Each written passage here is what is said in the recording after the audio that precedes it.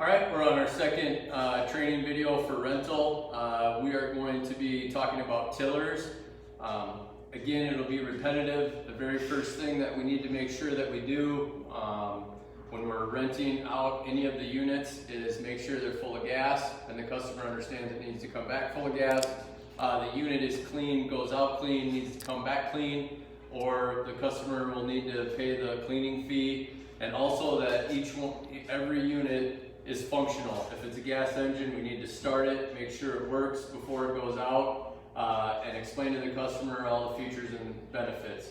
So we've gotten to the point where you're out dealing with your customer. When it comes to tillers, the very first thing that you need to do is make sure when they call and they say they need to till something, we've got to talk to them and ask them what exactly they're going to do. Because as you can see, not every store, but most stores have several different options. We have a small cultivator. This is going to be used for raised gardens, small gardens, and like flower bedding plants. All right, so really light, easy to use, gets in between plants. You can lift it up and put it into raised gardens. So that would be, again, qualifying what the customer needs. That's that option. Next one is what we like to call a mid-tine tiller, or some have a front-tine tiller. What you want to use this is if people have an existing garden, once this thing fires up and flip the wheels up, it's basically just going to pull the customer along. So if it's really hard ground or it's never been worked before, this is going to make for a pretty tough experience on the customer. So I really only would recommend this if the customer is looking to retill a garden that they've cultivated every year. All right.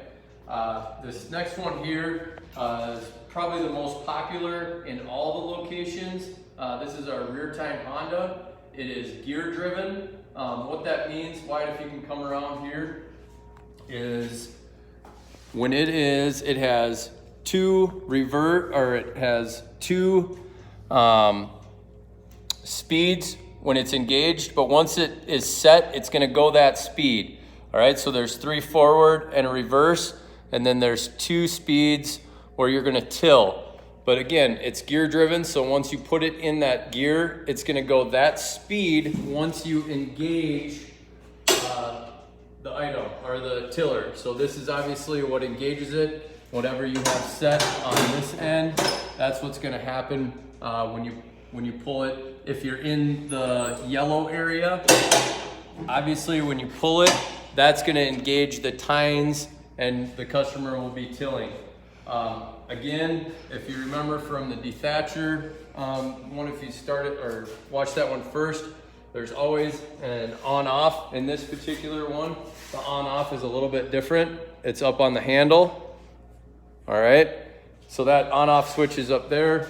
We have the cold start.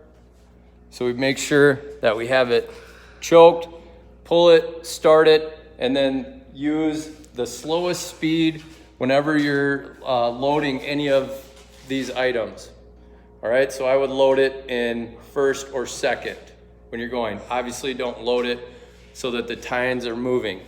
The last one, which not everybody has, but this is a hydrostatic tiller. So the difference with this is this is gonna go the speed that the customer makes it. All right, so you can slow it all the way down, all right, or speed it up to go as fast as it can. Again, gear driven. Once you set it in position, that's how fast it's gonna go, no matter what, all right? On a hydrostatic, you can adjust the speed, okay?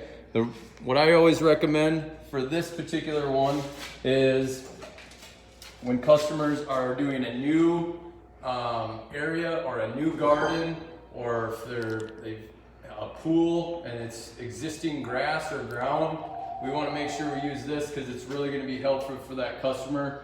The other tillers are going to be a lot of work in order to really work up that ground. On this particular unit, when you're explaining how you use it, Wyatt, you want to swing around here? In essence, to try not to oversimplify, but whatever you have this setting at, All right, that's what's gonna happen when you engage it. Okay? All right, so again, we have, when a customer calls in and they say that they want to rent a tiller, we need to make sure we have that conversation and qualify what exactly are they using it for, so that we can get them the best item so that they have the best experience with their unit. The tillers, obviously for loading, these ones you just lift in. On these other ones, make sure you're using ramps, preferably if they have a trailer or something that we can drive it in and secure all the items. These are also ones where we have to make sure we're explaining to the customer they need to come in, find an associate so that we can go out, check the gas, and more importantly, not just look at it from the outside to see if it's clean, but you have to get under and look at the tines, all right, on these units, and make sure, all right, we've come back and we've sent out where there has been wire or things caught in this. It has to go out clean, all right? And then that way when it comes back, we can expect all those things to be out of the tines, but you have to have that conversation with the customer and they have to go out clean so that they come back clean. We talked more about application in this one. All right, but again, all these items have to be fired up and ran before they go out, and make sure that we check the tines and qualify the customer to make sure that they're getting the correct piece of equipment for the task at hand that they have.